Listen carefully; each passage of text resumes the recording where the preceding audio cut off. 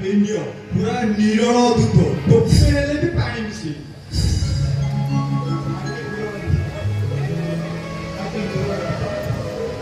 ଖାଣ୍ଟି ନିରଳା ଦୁଧ ଦେଖି ଚାହିଁକି ବିଚାର କର। ହଉ କହିଲ କେତେ କର ନବ? କେତେ କର ନବୁ? ଆମେ କିଛି ବୁଝିପାରିଲୁ ନାହିଁ ଗୋପାଳ ଭାଇ। ଆରେ ଦୁଧ ପିବ ତ ଆଗ କଉଡ଼ି ପକା ତାପରେ ଅନ୍ୟ କଥା ବୁଝିଲ ତ? କଉଡ଼ି କଉଡ଼ି କେଉଁଠୁ ପାଇବୁ ଗୋପାଳ ଭାଇ? ଆମେ ତ ବନବାସୀ।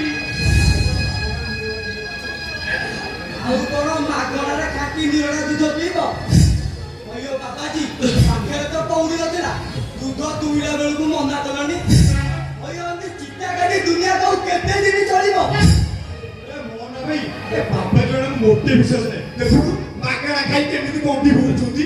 ଏ ବାପା ଯୋଗୁ ମୋଟେ ବିଶ୍ୱାସ ନାହିଁ। ଅବିଶ୍ୱାସ କର ନାହିଁ ଭାଇ। ମାଗଣାରେ ଯେବେ ଦେବା ପାଇଁ ହେଉଛ କୁଣ୍ଠିତ, ତେବେ ନିଅ ନିଅ ଏହି ରତ୍ନମୁଦି। ଦୁଧର ମୂଲ୍ୟ ବାବଦକୁ ଏହି ରତ୍ନମୁଦି ନିଅ। ଭୋକ ଶୋଷରେ ତଣ୍ଟି ଶୁଖି ଶୁଖି ଯାଉଛି। ତୁମର ମଙ୍ଗଳ ହେବ। ଦୁଧର ମୂଲ୍ୟ ବାବଦକୁ ଏହି ରତ୍ନମୁଦି ରଖ।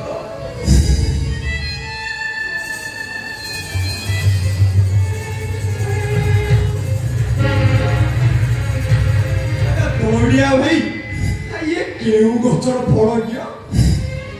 ଗାଈ ଜଗୁଛ ବୋଲି କଉଡ଼ି ଚିହ୍ନି ପାରିଲେନି? ଆରେ ନାଇଁ ରେ ଭାଇ, ଇ ଆମ୍ବଟିଆ ପୁଅକୁ ଟାକୁଆରେ କେହି ବୁଲଉଛନ୍ତି। ଆମେ ତ ବନବାସୀ, ତୁମ୍ଭମାନଙ୍କୁ ଭଣ୍ଡାଇବୁ କାହିଁକି? ସେହି ରତ୍ନ ମୁଦ୍ରିକାଟିକୁ ରଖି ଆମକୁ ଟୋପେ ଦୁଗ୍ଧ ଦିଅ ଗୋପାଳ। ଆମ ଜୀବନଟା ବଞ୍ଚିଗଲେ ତୁମ୍ଭମାନଙ୍କୁ ବହୁତ ଆଶୀର୍ବାଦ କରିବୁ। ଆରେ ନେ ରକ୍ତ ରତ୍ନ ତୁମ 14 ପୁରୁଷରେ କିଏ ଦୁଧ ପିଇଲା?